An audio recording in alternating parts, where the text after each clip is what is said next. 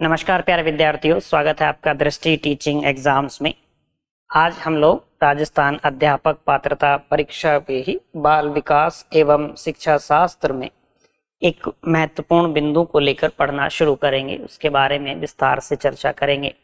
आज हम लोग बात करेंगे कि अधिगम को प्रभावित करने वाले कौन से कारक होते हैं, कौन से फैक्टर हैं जो बालक की एक अधिगमकर्ता की, एक विद्यार्थी की लर्निंग पर प्रभाव डालते हैं, उसको प्रभावित करते हैं।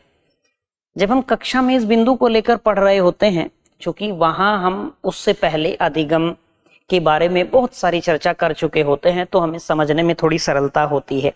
तो वहां कक्षा में फिर हम थोड़ा तकनीकी शब्दों का प्रयोग भी कर लेते हैं, जिसमें हम ये विभाजन दो भागों में करके देखते हैं कि एक तो आंतरिक कारक कौन कौन से होते हैं, इंटरनल फैक्टर कौन कौन से होते हैं, और एक्सटर्नल फैक्टर कौन कौन से होते हैं, बाहरी कारक कौन कौन से होते हैं।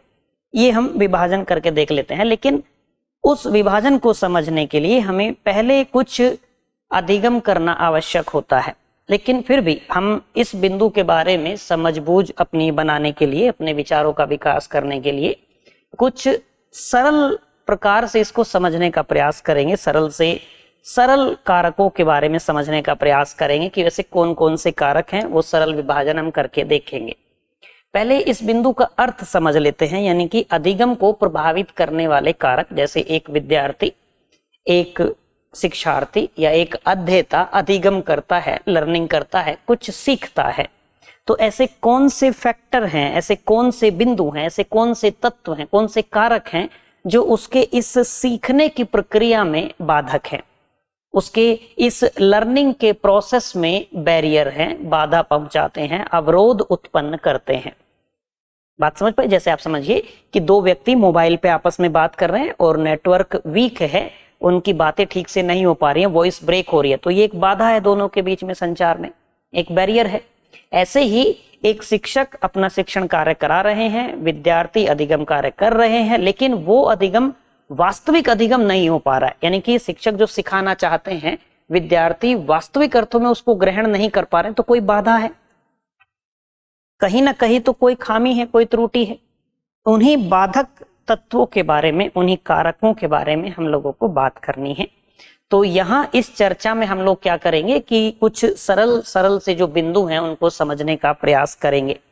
जैसे हम सबसे पहले बात करें कि व्यक्तिगत स्तर पर, विद्यार्थी के स्तर पर, इंडिविजुअल लेवल पर कौन से फैक्टर हैं जो एक लर्नर के, एक अध्येता के, एक विद्यार्थी के अधिगम को प्रभावित करते हैं। तो एक हम कहेंगे जैसे क्या होते हैं, व्यक्तिगत कारक।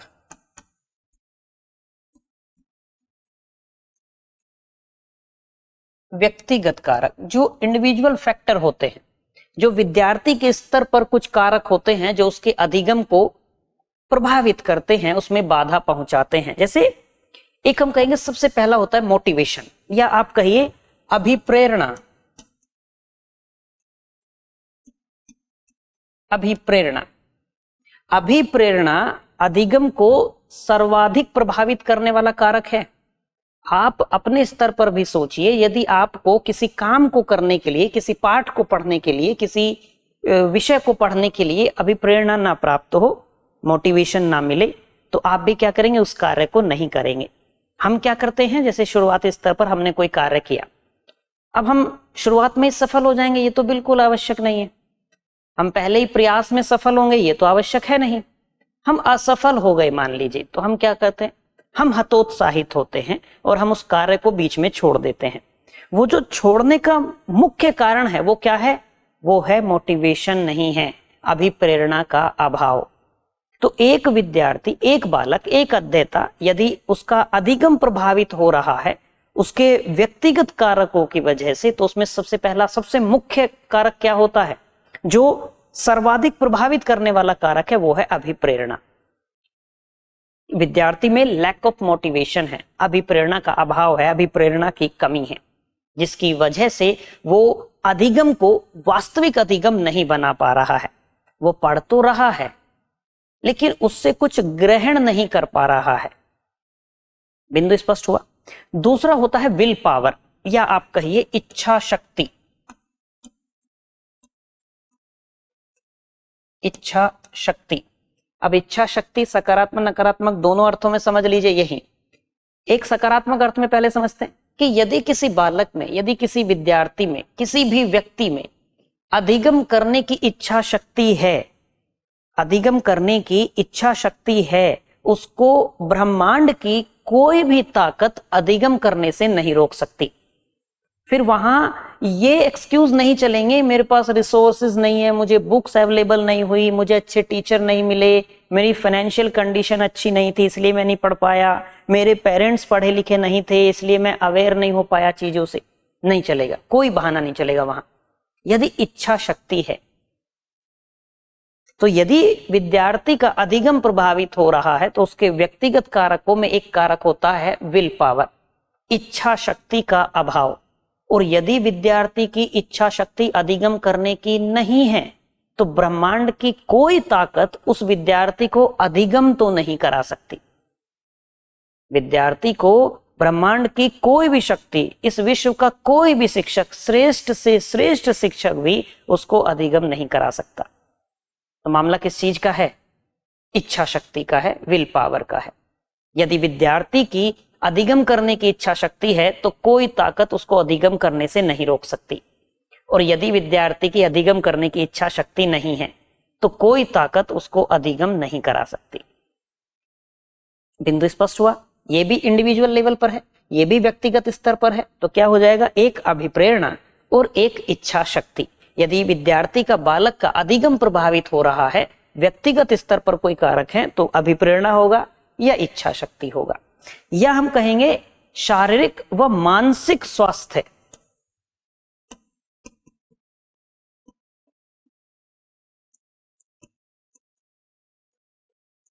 मानसिक स्वास्थ्य, इस बिंदु के बारे में हम कक्षा कार्यक्रम में बहुत विस्तार से बात करेंगे जब हम लोग आपके पाठ्यक्रम में व्यक्तिगत भिन्नताओं वाले बिंदु पर पहुंचेंगे। एक तो हमें तब पढ़ना है, वहीं हम बात कर रहे होते हैं जो विशिष्ट आवश्यकता वाले बच्चे होते हैं उनके संदर्भ में, तब ये बिंदु और अधिक स्पष्ट होता है। अब मान लीजिए कि बालक की अधिगम करने की इच्छा शक्ति भी है, बालक को अधिगम करने की अभिप्रेरणा भी है, वो मोटिवेटेड भी है, उसकी विल पावर भी है, किंतु व्यक्तिगत स्तर पर उसकी कोई शारीरिक अक्षमता है या उसकी जो बुद्धि लब्धि का स्तर है, उसकी जो आईक्यू लेवल है वो बहुत कम है, वो चाहकर भी अधिगम को वास्तविक अधिगम नहीं कर पाता। तो क्या होगा? इससे भी तो उसका अधिगम प्रभावित हो रहा है, इससे भी बालक का अधिगम प्रभावित हो रहा है कि अभिप्रेरणा भी है, इच्छा शक्ति भी है, किंतु मानसिक स्वास्थ्य ठीक नहीं है या शारीरिक स्वास्थ्य ठीक नहीं है। आप कल्पना करके देखिए कि यदि कभी ऐसा हो कि आपका सर दर्द हो या आपको बुखार हो या कोई भी आपकी तबीयत ठीक ना हो, आप पाएंगे कि आपकी पढ़ने में रुचि नहीं आएगी, आप अधिगम नहीं कर पाएंगे। आप जो चीजें पढ़ भी रहे होंगे यदि जबरन, तो आप वास्तविक अधिगम नहीं कर पाएंगे। क्यों?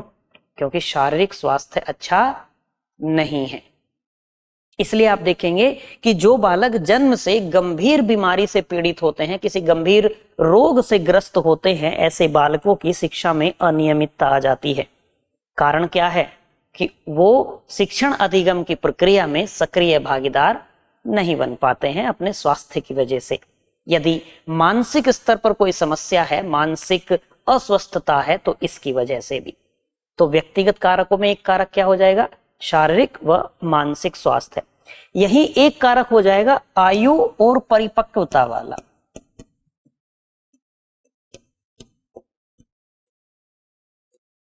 आयु व परिपक्वता, एज की बात आ जाएगी एवं मैच्योरिटी की बात आ जाएगी। आयु भी बालक के अधिगम को प्रभावित करने वाले व्यक्तिगत कारकों में से एक है, और ठीक ऐसे ही परिपक्वता भी है, या हम कह देते हैं उसको परिपक्वन, मैच्योरिटी। ये परिपक्वन एक आप कहिए नैसर्गिक प्रक्रिया है जिसके लिए हम बाह्य उद्दीपनों की कोई जरूरत हमें नहीं होती, या जो हम कहते हैं एक्सटर्नल स्टिमुलस है, बाहरी उद्दीपन है, उनकी आवश्यकता इसके लिए नहीं होती है। ये मानव की, जो मानव के, मनुष्य के, एक बालक के, एक व्यक्ति के अंदर जो अंतर्निहित शक्तियां होती हैं उनका विकास है। आप पाते होंगे कि एक निश्चित आयु तक जाकर ही, कई बार हम कहते हैं कि परिपक्वता आती है, हालांकि ये बिल्कुल आवश्यक नहीं है। परिपक्वता का आना या ना आना आयु से बहुत अधिक संबंधित नहीं है। बहुत अधिक संबंध इसका किससे है? जीवन के अनुभव से। और जब जब अनुभव की बात आती है तो अनुभव में सुखद अनुभव, दुखद अनुभव दोनों शामिल होते हैं। तो जिसकी, अब मानकर ये चला जाता है सामान्यतः कि जिसकी आयु अधिक है उसके अनुभव भी अधिक होंगे, इसलिए परिपक्वता आ जाएगी, ये मानकर चला जाता है सामान्यतः।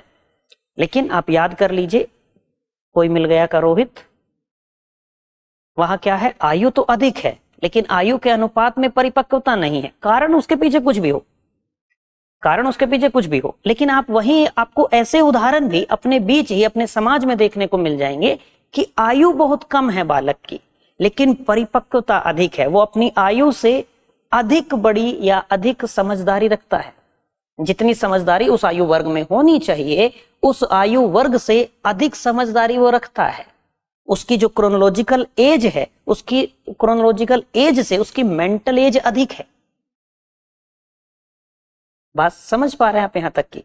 तो ये होता है, अधिक संबंधित होता है अनुभवों से कि किसके अनुभव कैसे रहे हैं।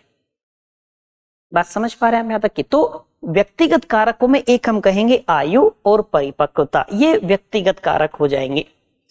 अब कुछ कारक शिक्षक संबंधित भी हो सकते हैं।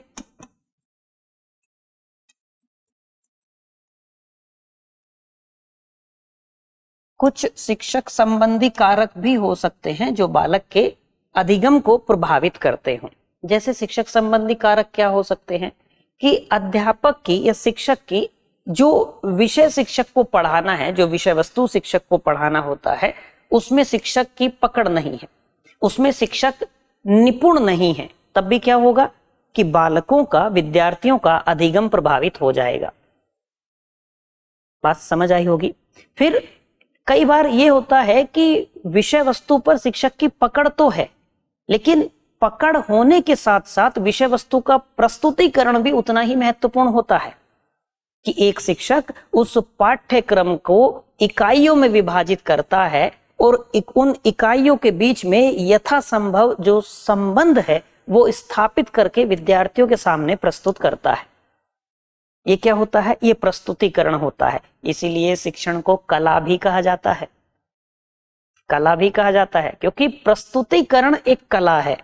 आप अपने विषय को विद्यार्थियों के सामने कितना बेहतर तरीके से प्रस्तुत करते हैं, इससे भी यह बात निर्धारित होती है कि विद्यार्थी शिक्षण अधिगम की प्रक्रिया में सक्रिय भागीदार होंगे या नहीं होंगे।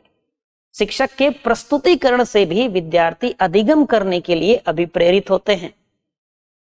तो एक तो हम यहाँ यदि बालकों का अधिगम प्रभावित हो रहा है, उसमें शिक्षक संबंधी कारकों की बात हम करेंगे, तो एक तो हम कह सकते हैं विषय वस्तु में निपुणता, दूसरा हम कह सकते हैं विषय वस्तु का प्रस्तुतिकरण।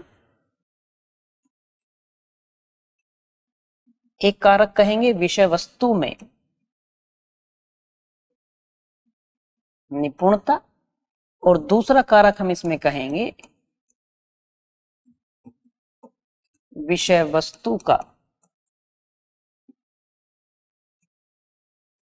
प्रस्तुतिकरण।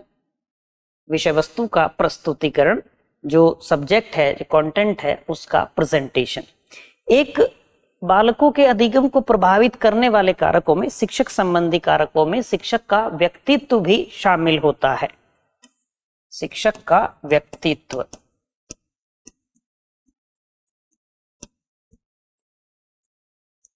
शिक्षक का व्यक्तित्व भी बालकों को, विद्यार्थियों को अधिगम करने के लिए अभिप्रेरित करता है।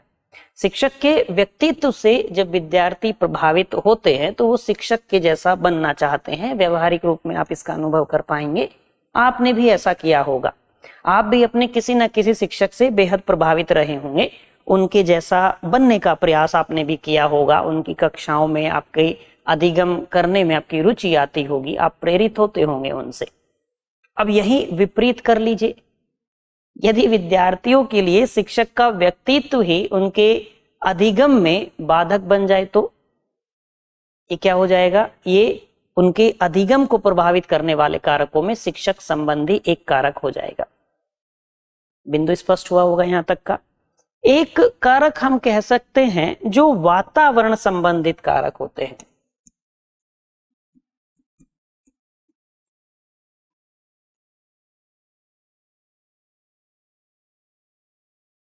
वातावरण संबंधी कारक, कई बार विद्यार्थी अधिगम करना चाहता है, विद्यार्थी अभिप्रेरित भी है, विद्यार्थी की इच्छा शक्ति भी है, विद्यार्थी का शारीरिक और मानसिक स्वास्थ्य भी ठीक है, आयु और परिपक्वता का स्तर भी ठीक है, शिक्षक की विषय में निपुण भी है, दक्षता भी है, अच्छी पकड़ है, शिक्षक की प्रस्तुतिकरण भी शिक्षक का अच्छा है, शिक्षक का व्यक्तित्व भी अच्छा है, लेकिन फिर भी ये सारे कारक होने के बावजूद विद्यार्थियों का अधिगम प्रभावित हो रहा है। तो इसमें कुछ वातावरण संबंधी कारक होते हैं, पर्यावरण संबंधी कारक होते हैं, जिन कारकों में हम एक कहेंगे कि यदि बालक के परिवार का वातावरण,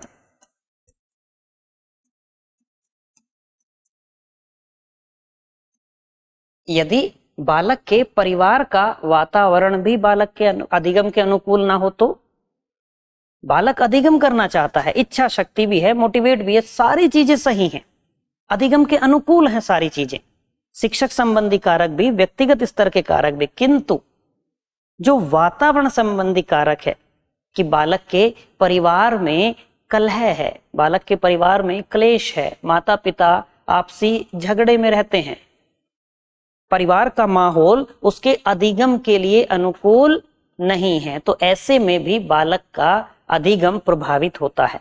सामान्यतः यह देखा जाता है कि यदि बालक के जो अभिभावक हैं, माता पिता हैं, उनकी शिक्षा में रुचि नहीं है, तो यह स्वाभाविक है कि उस बालक की भी शिक्षा में रुचि नहीं होगी। आज समझ पा रहे हैं, ये अंतर एक देखने को मिलता है। तो यदि हम वातावरण संबंधी कारकों की बात करेंगे तो सबसे पहला कारक जो होता है विद्यार्थियों के जो अधिगम को प्रभावित करता है वो होता है परिवार का वातावरण। विद्यार्थी के, बालक के, अधिगमकर्ता के, अध्येता के, लर्नर के परिवार का जो वातावरण होता है वो सर्वाधिक प्रभावित करता है।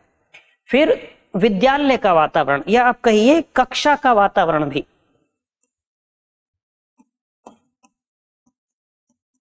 विद्यालय व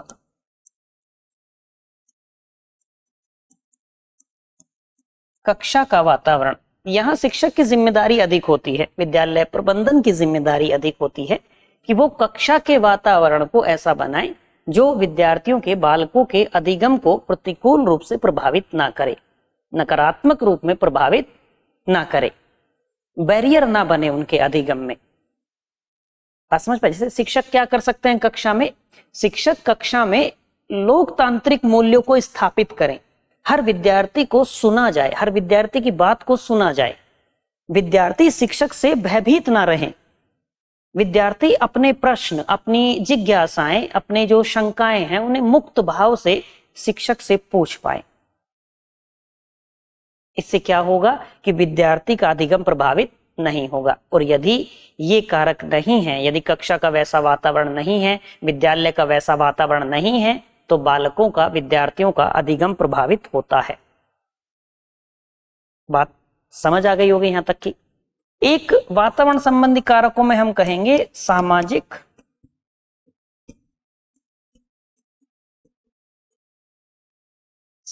वातावरण, इसमें आप सांस्कृतिक वातावरण भी जोड़ सकते हैं, सामाजिक व सांस्कृतिक वातावरण। कई बार क्या होता है, जैसे एक मनोविज्ञान में व्यवहारवाद के जनक हैं जे.बी. वॉटसन, हम कई बार उनका जिक्र करेंगे अपनी कक्षाओं में, कई बार उनका संदर्भ लेंगे। जे.बी. वॉटसन ने कहा था कि मुझे एक नवजात शिशु दे दो, उसको चोर, पुलिस, वकील, डॉक्टर, मैं जो चाहूं बना दूं। वो किस बात पर बल दे रहे थे? वो बालक के वातावरण पर बल दे रहे थे, बालक के वातावरण पर बल दे रहे थे। जब एक बालक जिस वातावरण में रहता है उस वातावरण का प्रभाव उसके व्यक्तित्व पर दिखाई देता है। अब बालक के समाज में सबसे पहले कौन शामिल होता है? बालक के जो अभिभावक हैं, उसके परिवार के जो सदस्य हैं वो लोग शामिल होते हैं। फिर धीरे धीरे शिक्षक शामिल होते हैं, उसके मित्र शामिल होते हैं, फिर आस पड़ोस के लोग जो हैं, रिश्तेदार, नातेदार, ये सब शामिल होते हैं। जैसे जैसे उसकी आयु बढ़ती है उसका सामाजिक दायरा बढ़ता जाता है, ये सब लोग फिर उसके समाज में शामिल होते हैं। अब यदि यही बालक विद्यालय जाता है, विद्यालय में अधिगम का वातावरण है, वास्तविक अधिगम का वातावरण है, पढ़ने के लिए अनुकूल वातावरण है, लेकिन विद्यालय से जब वो वापस आता है तो वैसा वातावरण ना घर में है, वैसा वातावरण ना समाज में है, ना समुदाय में है। जैसा मैंने अभी आपसे कुछ देर पहले कहा कि यदि अभिभावकों की रुचि शिक्षा में नहीं है तो बालक की रुचि भी स्वाभाविक है नहीं होगी। ठीक ऐसा ही आप मानिए, अभिभावकों की रुचि है, लेकिन जिस समाज में वो रहते हैं उस समाज की शिक्षा में रुचि नहीं है। हमारी समाज की जो रुचि है उसका प्रभाव भी हमारे ऊपर दिखाई देता है। कक्षा में पढ़ते समय एक जगह जिक्र आएगा, जब हम समाजीकरण वाला बिंदु पढ़ रहे होंगे उस समय मैं आपसे एक प्रश्न करूंगा कि आप अध्यापक बनना चाहते हैं, क्या ये केवल और केवल सिर्फ और सिर्फ आपका निर्णय है या इसमें कहीं ना कहीं आपके समाज का निर्णय होना भी शामिल है? आपके समाज का भी इसमें योगदान है इस निर्णय को लेने में। ये बात हम तब करेंगे, बहुत विस्तार से इस पे चर्चा करेंगे। तो जो सामाजिक वातावरण है या सांस्कृतिक वातावरण है वो भी बालक के अधिगम को प्रभावित करता है। एक हम कह सकते हैं मनोवैज्ञानिक वातावरण।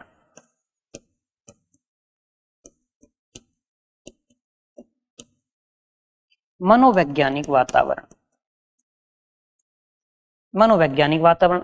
अब कोई कारण हो जिसकी वजह से बालक मानसिक तनाव में है, बालक मानसिक दबाव में है, किसी टेंशन में है, कोई तनाव है उसको, उसकी वजह से वो अधिगम नहीं कर पाएगा, उसका अधिगम प्रभावित होगा। आप ऐसे समझ लीजिए कि बालक सुबह घर से विद्यालय के लिए निकला, अपने पिताजी या माताजी का मोबाइल उससे पानी में गिर गया या गिरकर टूट गया, फूट गया, खराब हो गया। अब वो उसको चुपचाप टेबल पे रख के और विद्यालय आ गया। पूरे दिन विद्यालय में वो इस बात को लेकर तनाव में रहेगा कि आज घर गया तो मेरी खैर नहीं, आज घर जाकर क्या होगा। ऐसे में आप सोचिए कि बालक पूरे दिन इसी उधेड़ बुन में है कि क्या होगा क्या होगा, घर पहुंचकर क्या कहा जाएगा, कितनी डांट पड़ेगी, हो सकता है मार भी पड़ जाए। तो क्या वो वास्तविक अधिगम कर पाएगा? आप कहेंगे एकदम नहीं कर पाएगा। अर्थात उसका अधिगम प्रभावित हो गया, बालक का अधिगम प्रभावित हो गया। तो ये वातावरण संबंधी कारक हो गया, ये वातावरण संबंधी कारक हो गया। तो हम बालक के अधिगम को प्रभावित करने वाले इन कारकों में एक हम व्यक्तिगत कारक की बात कर रही, हमने शिक्षक संबंधी कारकों की बात की और वातावरण संबंधी कारकों की बात की। ये आपके समझबूझ के विकास के लिए है, आपकी विचार प्रक्रिया को क्रियाशील करने के लिए है, आपके स्वयं के मौलिक विचारों के विकास के लिए है। जब हम कक्षा में इस बिंदु को लेकर पढ़ रहे होंगे तब हम बात करेंगे कि जो आंतरिक कारक होते हैं, जो बाह्य कारक होते हैं, हम आंतरिक निर्धारक और बाह्य निर्धारक के रूप में इस बिंदु को पढ़ रहे होंगे। बात समझ आ गई? बातें लगभग यही आएंगी, इसी तरीके की आएंगी। तो मैं ये उम्मीद करता हूं कि आज की ये चर्चा आपके लिए ज्ञानवर्धक रही होगी। कुछ नया आपने आज भी अवश्य सीखा ही होगा। आपको इन चर्चाओं में रुचि आ रही होगी, आपको ये चर्चाएं ज्ञानवर्धक, लाभकारी, हितकारी लग रही होंगी। आज के लिए इतना ही रखते हैं, मिलते हैं आपसे किसी अगली क्लास में किसी अगले बिंदु के साथ। Till then bye bye, have a nice day.